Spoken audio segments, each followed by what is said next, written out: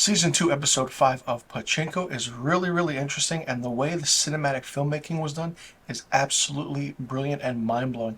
This episode is shot completely in black and white, the beginning of the episode, with the first scene occurring in August 1st of 1945 in Nagasaki.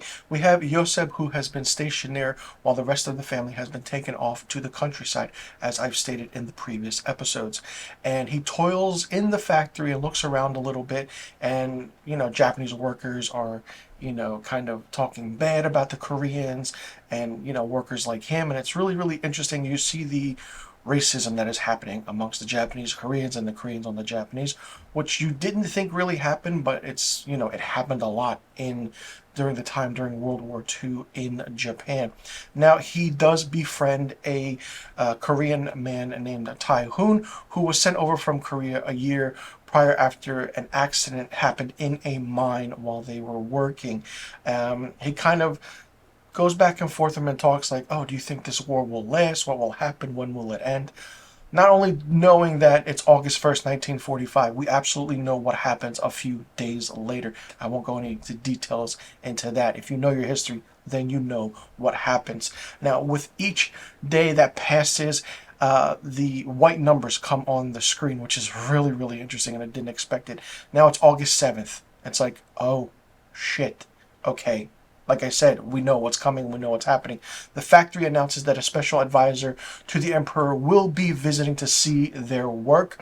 And the next day, Yoseb sees Tai-hoon kind of sneak a chisel off a table and pocket it.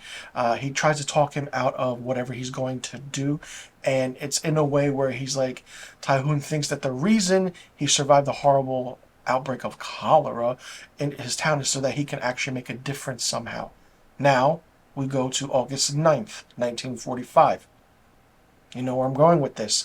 Now, a clock is shown on the screen, and we know absolutely what that clock is counting down to. It's illustrating the every single moment that is going to happen. You know what's going to happen. I can't stress enough. But you knowing what's going to happen, and when you're watching something where the characters in the series or movie don't know what's going to happen, the anxiety and the emotional trauma that's about to happen is so crazy, and it just boils up in you because you want to do something, but you can't, even though it's so many years later. Everyone is gathered in the factory for that special visitor, and Tai-hoon attempts to stab the man after the whole aspect and revelation happens. Yoseb jumps in the middle to try and stop his friend from carrying out his plan, as instead stabbed in the shoulder himself. So anyway, he kind of helps him. All of a sudden, you see this big glow of light, a faint glow of flames come up, and the time of 11:02 pops up on the screen, and it's complete darkness. It's such an emotional scene, and this is the exact moment, and I will say it, that the Allied forces dropped the atomic bomb on Nagasaki. And it's just like, wow. And all of a sudden you hear the radio announcer come on screen, noting that the Empire accepts the provisions of the joint declaration that was occurred, and continuing to fight would only result in the collapse of the Japanese Empire. The war is over, and kind of we know that in a way a blurry vision of look fades in and out with certain characters, and you see a crying Kyagi appear. And this episode is then no longer in black and white. It's black and white up until the atomic bomb drops, and it's boom, so instant that it goes back to color. Now, also, it is revealed that Yoseb has survived the blast and has been taken to the countryside to be reunited with his family. However, it's kind of obvious, but it's different, where that Yoseb has been severely injured, but he does not know the extent of the injuries, with horrible burns covering his face and probably his entire body. And it's just, oh, okay, it's really interesting. So you have that factor of what's going on in the aspect of, jumping around between 1945, the 1980s, and then you see aspects of different things. I mean, this was a powerful opening sequence that lasted for a really long time. You're like, you know what's happening. Probably the best depiction of counting down to an event that everyone knows about that's going to happen. It's really done really well. But it gives you the aspect of, okay, what is really going to happen now? now that the war is over? Where will everything, what will move the story forward? And it's like, oh, all right, this is really interesting.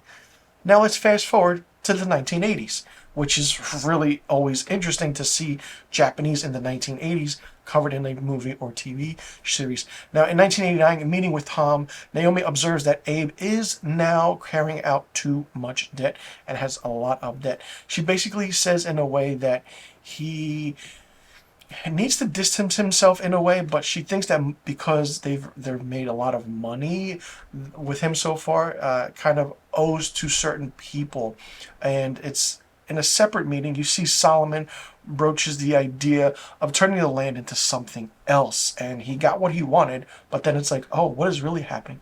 You see then Tom arrives to let Solomon know that Shifley won't call in the loan because of Naomi's appeal on Abe's behalf, which is a shocking revelation that you did not expect to see happen.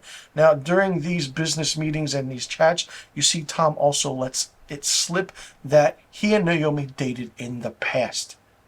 Shocker, bombshell. That's like the second bombshell that has dropped in this episode. No pun intended, literally. And Solomon comes home at the end of the day to find Naomi asleep in his apartment. Even though Naomi has thrown kind of a little kink in the plans, it doesn't seem likely he has any less affection for her, because you can tell he still loves her.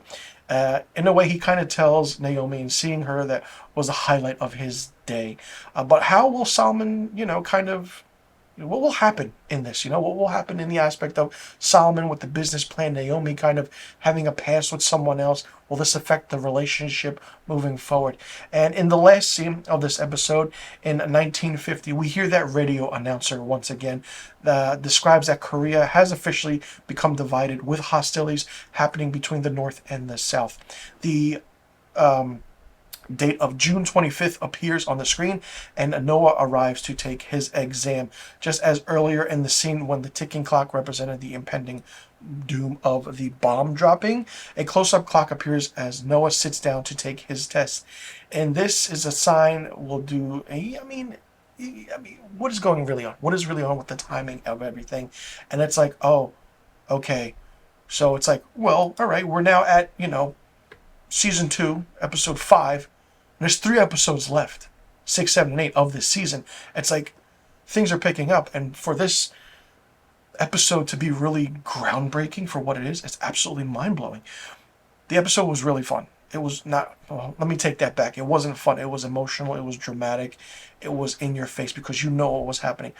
The episode was really done well. The writing was done well. The anticipation was done well. The drama events were done well. The makeup was immaculate for the certain covered burned faces and everything, and just black and white, bomb drops, back to color. It's like the idea that the creators have for the show is immensely impeccable. I absolutely loved this episode, and I'm really curious to see what's going to happen in the few coming episodes, and if we're going to get a 3rd season, because there's still so many questions that need to be answered in this series. Let me know in the comment section below what you thought about Season 2, Episode 5 of Pachinko. Did you like it? Did you not like it? What did you think of it? What did you think about the emotional aspect? You knowing that what was going to happen on those dates that appeared in the opening scenes in 1945? Did you have that feeling of you wanted to do something but you couldn't, even though you knew what was going to happen? Did you have that feeling? What did you think about Solomon, Tom, and Naomi's character? Do you think everything will, kind of fall into place? Or will there be more kind of, questions that need to be answered that haven't been answered? Let me know in the comment section below about all the questions I just asked. I'm Mr. Filmstock. Thanks so much for tuning in. I'll see you all in the next review video. And be sure you tune in next week for my Season 2, Episode 6 review of Pachinko.